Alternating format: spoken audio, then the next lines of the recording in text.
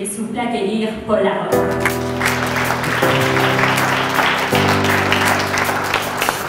Je suis content de vous voir. Merci d'être là. Je dis souvent que ma job à moi, c'est de gérer le chaos. À chaque jour, la vie, l'actualité devient une sorte de magma de toutes sortes d'informations, tout ça. Puis mon travail à moi, c'est de faire le filtre et d'aller trouver un fil conducteur et que ça serve aux gens qui nous écoutent. Et je vous assure que c'est tout un défi. Nous, notre métier à la télévision, en studio, imaginez-vous des réunions Teams avec votre petite caméra, mais vous n'avez même pas le bonheur de voir les gens qui vous écoutent. C'est ça qu'on fait. Alors, il faut transcender ces barrières-là et toujours avoir à l'esprit qu'il y a des gens qui nous écoutent et le privilège qu'on a, nous, à faire le métier qu'on fait doit signifier quelque chose, doit apporter quelque chose aux gens qui nous écoutent. Et moi, mon champ est beaucoup la politique maintenant, c'est ce que j'aime faire.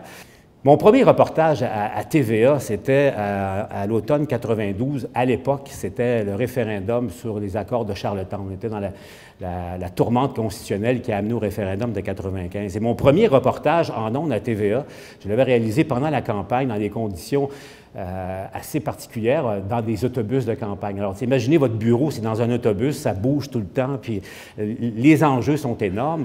Et puis, mon premier reportage n'était pas nécessairement très bon, mais c'était pas mauvais, là, mais c'était pas très bon.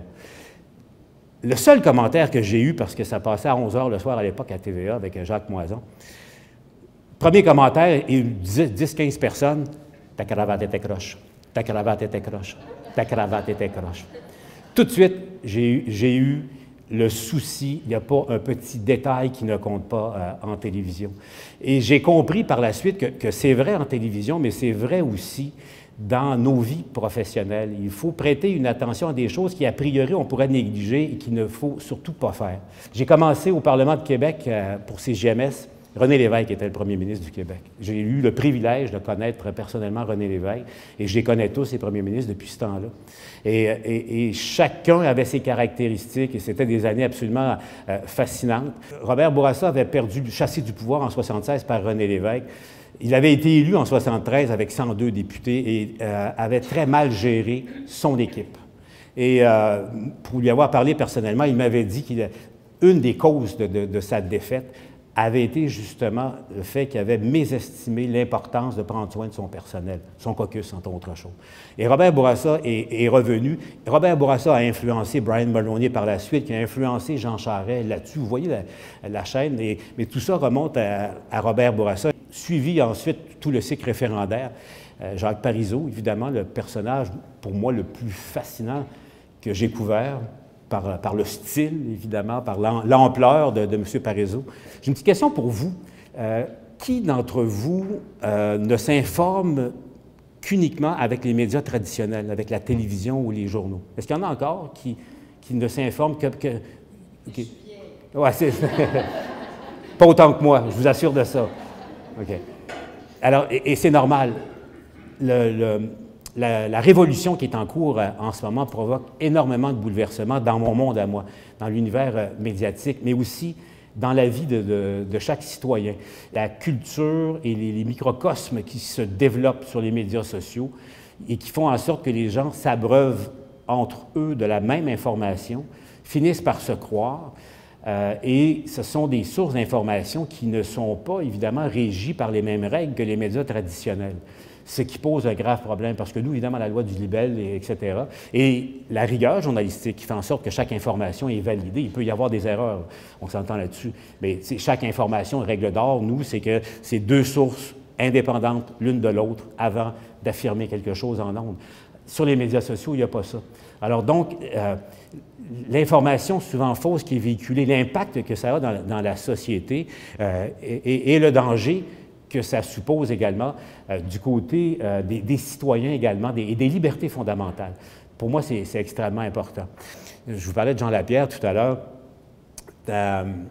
C'était le pire jour de ma vie, le pire jour auquel j'ai assisté et que j'ai vécu à TVA, le jour de son décès. Mais je veux surtout vous parler de ce que je retiens aussi de Jean et d'une anecdote. Jean racontait, quand il est arrivé jeune député, il était député de Shefford à l'époque, Vous connaissiez Jean, évidemment, fringant, il ne détestait pas l'attention, les médias et tout ça. Et la culture politique traditionnelle de l'époque, c'était non, si tu es simple député, tu ne parles pas aux médias, puis tu parles le moins possible aux médias.